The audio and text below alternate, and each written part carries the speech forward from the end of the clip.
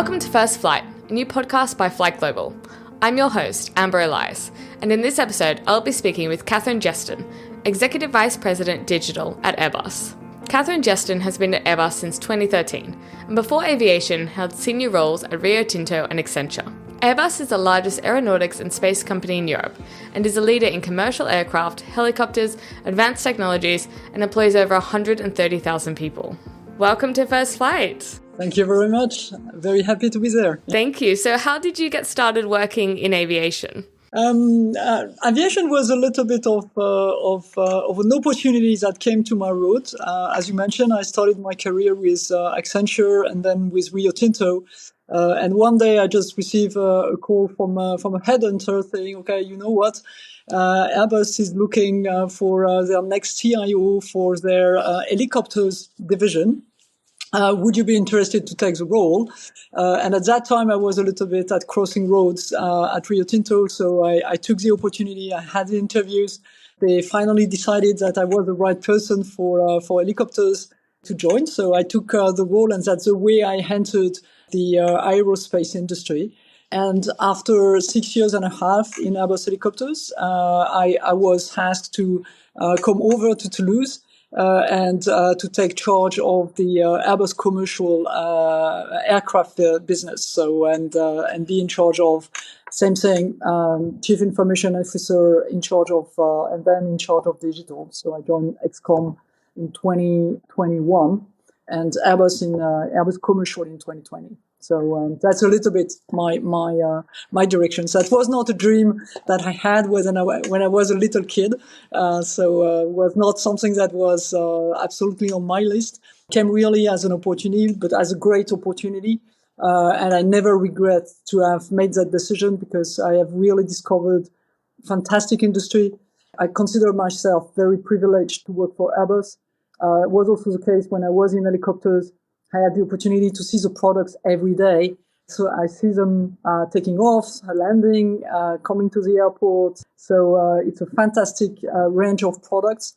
We have a satellite also that are very interesting, and fantastic people in the company, really passionate, which was one of my wow thing when I joined Airbus was the level of passion that people are putting in the work they do, whatever they do in Airbus. If they do HR, finance, product, production, flight test, everybody is really, or digital and IT, everybody is really passionate by the company and by the product. So was really a wow effect for me. Yeah. Yeah, I've definitely noticed that in aviation and aerospace. Everybody who works in the industry, no matter if you've always wanted to work in aviation or if you've come to it a bit later from a different industry, everybody is so passionate about the industry and the companies and the impact of the industry as well. It touches so many different people. There are so many small parts. There are so many big parts. And how it all fits together is just, I always find it so fascinating. Yep, I agree. And it's always fascinating to visit the plant, to go to the place where they assemble, for example, the wings to the cabin, when they install the cabin, when they prepare the aircraft for the customers and they verify that everything is just perfect. When they do, I was lucky enough to be allowed to enter the big belugas, who are the one that are moving big parts like the wings from the UK to France and Germany. I had the opportunity to go to the port in Hamburg and to see the ferries and coming with the big parts from Saint-Nazaire. I had the opportunity to enter a flight test. So the aircraft, the very first that we do and where we do all the tests before the entry into service. It's really, really strange because it's not an aircraft. In fact, it's a data center.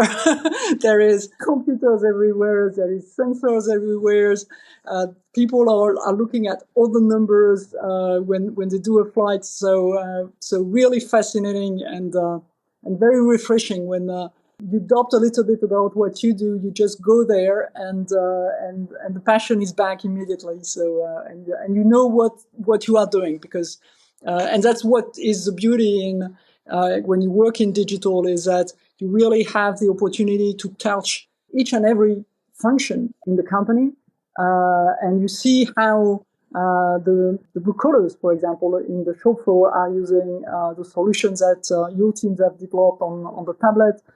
You see the big screens where there is all the flows of ports. You can see all of that and how people are using your work on a daily basis. But you can also see that when you go to the design office. They will show you the digital twin, and you can go to the training center where we are training the pilots and the mechanics, and you can touch all the product digital that you have created to simulate all these activities. So it's real opportunity and real privilege to be in that function because you are really transverse and you touch everybody. Yeah, no, absolutely. I mean, just as an aside, the Beluga is my favorite plane. I don't know if you can see, but I have a tiny model in the background there. Yeah, I see it. And I've been to Toulouse, I've been to Airbus at Toulouse and saw the Beluga doing some of the test flights, and it was sensational. Really enjoyed it. So tell me about your current role at Airbus and how that sort of shapes so many different parts of the company. Today I'm the executive vice president for digital. So I'm in charge of a team of roughly 3,500 people around the world. 2,000 of them are located in Europe. So mainly France, Germany, UK, and Spain. A little bit in Portugal now since a couple of years. I also have a big team in India with 1,000 people there. I have also teams in North America, so US and Canada, in Singapore for covering Southeast Asia, in China. And basically, we deliver all the digital solutions that are used by all the functions. And as mentioned, we do HR solution for the recruitment, for example, or for today was we were doing the performance review, and calculating the bonus for the team. So and it's a tool that we have done that is doing that. We have finance, of course. We have production, a lot of things that are supporting the team in the shop floor to do the assembly work. We are working for procurement to buy all the parts. As you know, an aircraft, it's a combination of millions of parts that are coming from everywhere in the world. So our teams doing the procurement have a very, very big role to make sure that all the parts will be in Toulouse or in Hamburg or will be ready for the assembly of the aircraft. Then we have the design office that is now working on the current product to answer, for example, technical questions that are coming from our customers, or to continue to improve the current fleet, so the A350. They are also developing new products. So one is the 350 Fighter, and they are also working on the next generation of aircraft. As you know, we are at the forefront of the decarbonation of our industry, and part of it is to improve our current fleet, but also to develop the next generation of aircraft with a combination of hydrogen, electric, working also on making sure that all our aircraft can fly 100% sustainable aviation fuel in the near future, so we can really decarbonize the entire aviation. We have taken very strong commitment towards the SBTI, so the science-based initiative. So we want to reduce by 46% our own emissions. So and we want to reduce also the emission for our aircraft by more than 60%. So that's really the things that we want to do, and the design office is really working hard to make that happen. And with our tools, we are trying to help them to do that. Especially what is very different in the current generation of applications that we are developing is that we are improving and increasing a lot the simulation. So before, you were designing the aircraft and then you had to do small models to see, okay, how it will really react, and then bigger model and even bigger models. But at the end of the day, you needed to have a true aircraft built to make sure that your design was perfect. Now with digital, you can simulate everything. And basically, you can go faster, you can eliminate faster some of your assumptions if they are not working. You can really accelerate the speed of the creation of the new aircraft, and also do it with less raw materials consumption, with also a lesser impact on the planet. So that's really what we try to do. Then we do work, of course, for the production. So one of the cool stuff that we have done recently was we were taking a 3D picture and model of all the wings that are prepared in the UK. And before they arrive in Toulouse, because we have the model, we can check if everything is okay with the cabin. If not, we can adjust the cabin before the wings are arriving. So making it much easier for the workers to do their job, to avoid loss of time, so help also to deliver the aircraft faster to the customers with a higher level of quality. So that's the type of thing we do. A lot of work for quality, a lot of work for sustainability. Maybe the one that is not using that much our tooling is strategy. So that's probably the one. But marketing is using a lot. So we did a great announcement, I think it was 9 months ago at the Paris Air Show. We were having a model with virtual reality where the customer can basically go through the cabin and decide that I don't like this color for the seat, so I change the color, and do all the configuration of the cabin virtually. So you don't even need anymore to get the seat, to get everything, because you can modelize that in virtual. The customer can check, can make adjustment, decide how he wants the kitchens to look like, how he wants the toilets to look like, where he wants to position, and how many seats he wants to position, and he can really test it virtually. And then we go to the model, so you can see that physically, but we also accelerate very much the speed of the creation of the cabin, because each and every aircraft almost is different. So there is not one, and you see that when you take a plane. If you fly Ryanair or Air France or Lufthansa or Iberia or British Airways, the cabin looks different, and that's what the teams are doing. So but it's a lot of fun for the teams to work on these kind of topics. So we try to use all the technologies that are emerge to see, okay, how can we apply them to our industry? How we can take benefits of it for our employees, for our customers, for our suppliers. And at the moment, the big thing is on AI, of course. And we are doing a couple of things that are fun too. So still in the making. So, but yeah. So you mentioned AI. For me, that is not something, I can't see the application of that in aerospace and aviation. But what is AI? What does AI mean for Airbus? So the first thing is basically we are doing AI since more than 20 years in Airbus, and there is already a lot of applications that we are using, in particular to support the pilots in the cabin. So to help them make the decision, to collect information they need based on the sensors, because when you look at an aircraft, there is sensors all over the place. And so we provide a first level of analysis for the pilot to help them make the good decision. Today we can, you know that there is an autopilot in an aircraft. So an autopilot basically is artificial intelligence. So we have teach the aircraft how to fly autonomously. We have started also to work on automatic takeoff, automatic landing, to be able to manage emergency situations and that kind of stuff.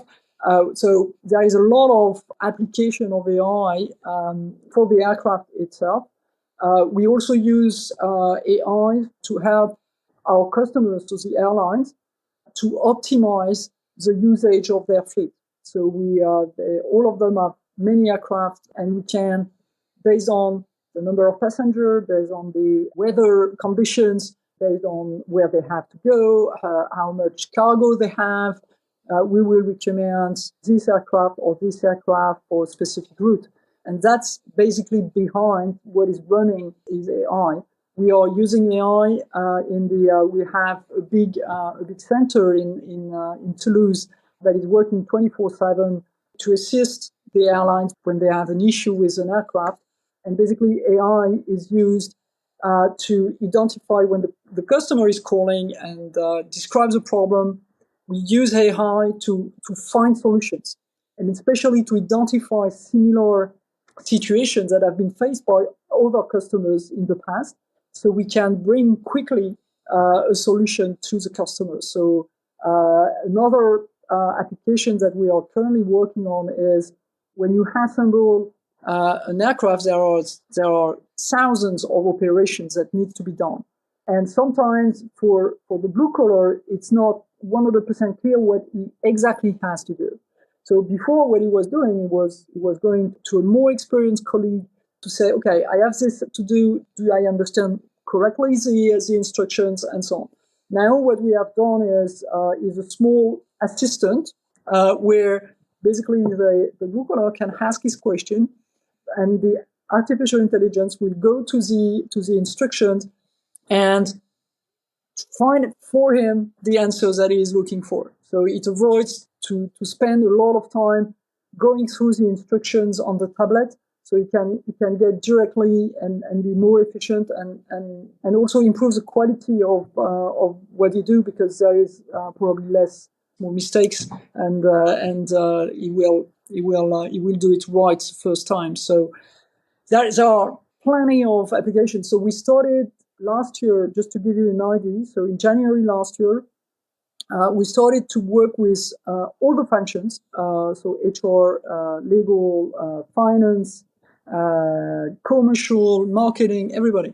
And we say, okay, we explained a little bit what AI was able to do. We give them some examples, and we say, okay, can you come with use cases? So what you would like to try in your department?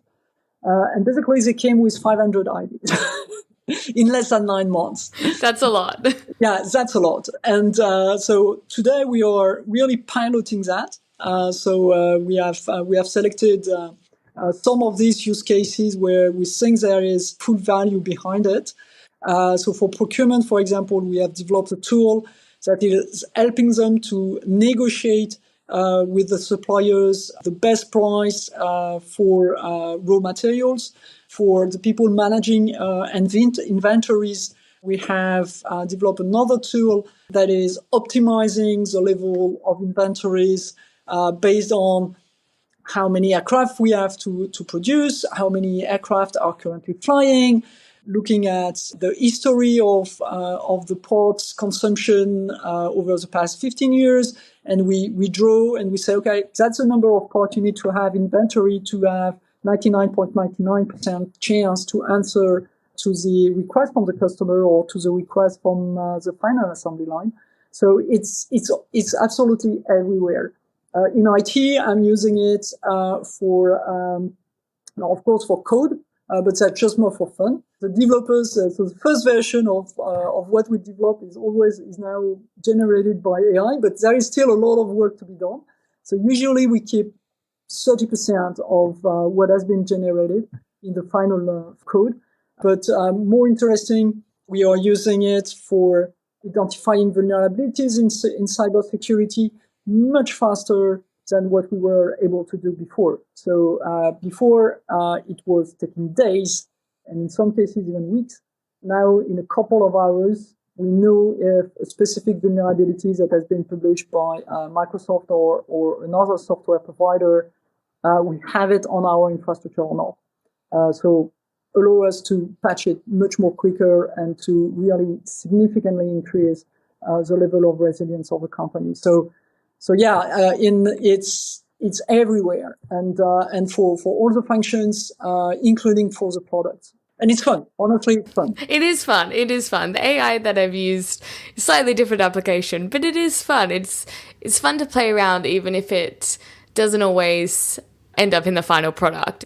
It's an easy way to test things, as you say, without high levels of risk or a long time. And have you found that the Airbus employees have really embraced AI? Because I know in a lot of industries, AI has really been seen as a bit more of a replacement for employees, but it sounds like you're using it to enhance your employees' skills rather than looking to replace them further down the line. Yeah, absolutely, and that's part of what we have done is basically, and there was some strategy work done with the team working on that topic, and it's a multifunctional team. So we have people coming from the design office, people coming from my team, people coming from operations. So we really have representatives from all the functions. And the guys were, we asked them, okay, what do we want to do? What do you think Airbus should do with AI? And basically there was 2 or 3 things that were really important, and they came out. Was one, we want to do responsible AI, and this has three different dimensions. One is the human part of it, so we want to augment the employees, the customers, etc. We are not looking for replacement. We were looking about compliance, so we want to make sure that we don't do anything wrong. I remember a few years ago, Facebook to be on the top front page of the newspaper because their AI solution for recruitment was biased. So I don't want Airbus to be on the front page for that type of reason. So we want to make sure that from an ethic perspective, it works. And we want that it is also responsible from a sustainability perspective, because we know that the large language model are very consuming in terms of energy. And so we want to make sure that the way we use it is also responsible from a sustainability perspective, and then from a financial perspective, because we also want to make sure that we get benefits from the investments that we do. And to make sure that we reach all these objectives, basically what we said is, yes, we want AI to be at the service of the Airbus employees, customers, and suppliers. And we only in augmented, and that's one of the terminologies that Gartner, for example, is using. Their expert is not talking about artificial intelligence, he is talking about augmented intelligence. So, because it's not artificial, it's really based on the knowledge that the human have. Basically, what we do is each and every idea that where we think we could apply one of the other AI solutions that is available, we go through a trustworthy committee that is evaluating the idea and the impact of the idea from a financial perspective, from a sustainability perspective, from an ethic perspective, and from a human impact perspective, to make sure that, okay, it's never 100% bulletproof, but at least we ask us all these questions, and if there is a risk, we find mitigation to the risk. Because I think that we were talking about solutions for recruitment. We are biased. When I'm doing recruitment, I am biased. There is a human touch in recruitment that you cannot reproduce in an algorithm. So the bias is there when the human are doing the work. So we need to make sure that for the various topics, we have a supervisory committee that is looking at what we do, that is making sure that if it is breaching laws, for example, it's no way, so no go. We will not breach compliance because of that. If we think that there will be an impact on employment, we mitigate that to make sure that we understand exactly, but at least we try to do it responsibly and to ask the right question from day one. Not to have, create a disaster and then to be able to be in a position where you have to solve the disaster. So we really try to anticipate that from day one. Yeah, absolutely. And this is really very much helping the employee to be on board. Okay, great. Yeah. Because when you tell them that story, that we want to do it right, and that we want to augment the employee, not replace the employees, it makes a big difference. But we are still at the beginning of the journey, because as I've said, we started with AI in the design office 20 years ago, but for the rest of the company, it's more recent. It's more last two years where we have really seen some use cases coming. We created the AI team, I think was for digital, I think it was created 5 years ago. But at the beginning was really much learning about what it was and making a lot of test experimentation to see how we could use it. And it has really started to enter the business 2 years ago now. Yeah, the boom of AI in the last couple of years, just in the accessibility from a regular consumer point of view, Yep. is, fascinating. And is it, what is the next digital frontier for Airbus? What is the next challenge that you and your team are anticipating coming down the line for us?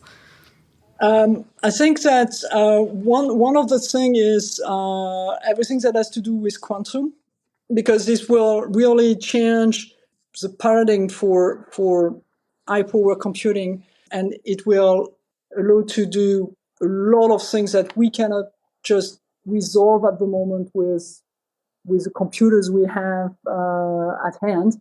So we think that this will bring to the next level all the capabilities around simulation, all the capabilities around encryption. And like any digital innovation, there will be the good side of it and the dark side of it. So what is really interesting and fascinating in digital is that you can be on the good guy side, but you can also, that there will be some guys that will be on the dark side.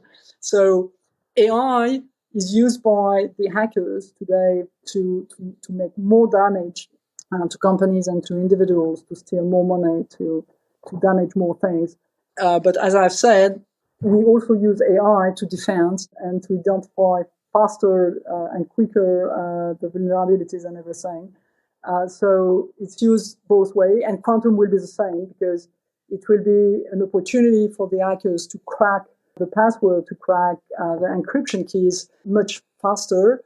But it will be also an opportunity for us to create new encryption tools that will bring us to the next level. So I think quantum is really something that I'm looking at very much. So I think artificial intelligence, we are just at the beginning. We will see much more of that in the coming years with even more powerful. And we see already that the AI solutions that have been developed are becoming better and better every day. So we have much more things. Then autonomous. Autonomous vehicles, be it cars, be it planes, trains.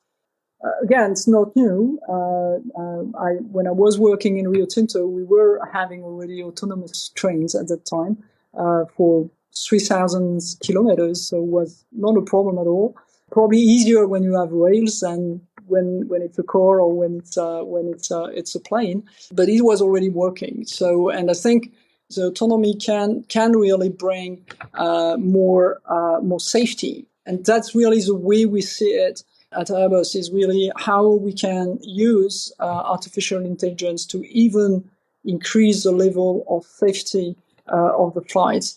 So it has tremendously improved over the past decades, and today we have really reached levels that are really, really high. But yeah, every time that there is an accident, it's dramatic. So we want to even reduce even more that very little that is remaining to try to reach the zero accident in the future. And we think that digital can help on that. Again, not to replace the pilots, but really to help the pilots in special conditions to get a kind of summary and condensé of all the knowledge of all the pilots on the planet in one tool where basically you can tap in when you need it. So that's more what we try to do. But yeah, quantum AI, I think will be the next. Then cyber will continue to evolve, and that's something we need to be very attentive to, because it's really evolving fast. It's increasing fast. It's mainly linked also to the geopolitical tensions that we see. So we really need to make sure that we are vigilant and we can really have a look at what's going on outside and try to anticipate and be prepared as much as we can for any type of threat. But the guys are creative, so they are inventing new things every day. So I'm giving regularly a briefing to the other members of the executive committee or even to the board of directors of Airbus, and I'm really focusing on what's new. And sometimes the guys are just looking at me saying, okay, how do they came to that? So that's really fascinating. But it's something that we really need to keep an eye on to make sure that we keep the companies, the employees, the customers, the passengers safe. So in the future. So yeah, as you say, it's, new technology gets used by both sides, and it's just trying to stay one step ahead each time. So you've been at Airbus for just over 10 years now. What do you hope to see in the next 10 years from Airbus and maybe the industry as a whole? So I'm really engaged and committed to the purpose of Airbus, which is to pioneer sustainable aerospace for a safe and united world. And what I am expecting in the next, not next 10 years, because I think we are targeting more 2035, so it's more 11 years from now. What I'm expecting is in 2035 to see the entry into service of the next generation of aircraft I was talking about. The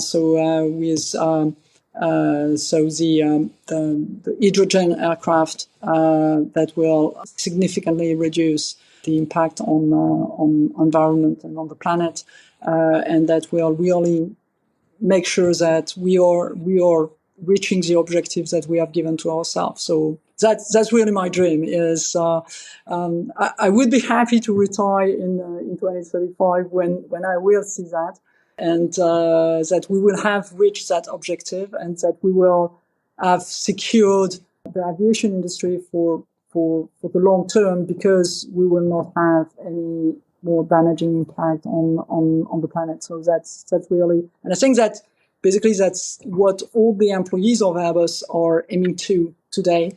That's really what motivates them when they come to work on a daily basis, to really part of that transformation, that big change and revolution of our industry.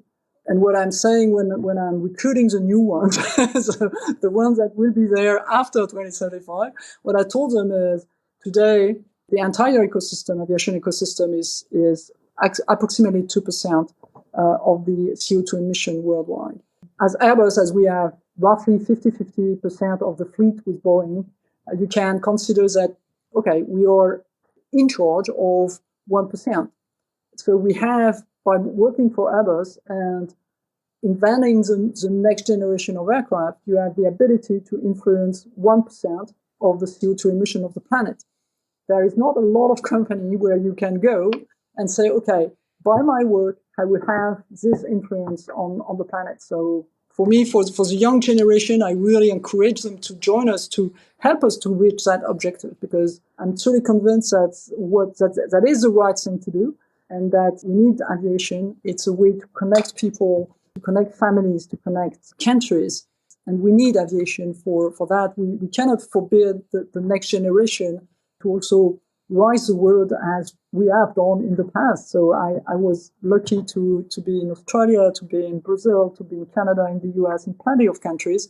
I want the next generation to be also, so my grandkids, to be also able to do that. And to do that, we need to be successful in that sustainability journey. So that's my dream. And that's what makes me wake up in the morning with a big smile and still having a big smile at the end of the day when I'm coming back.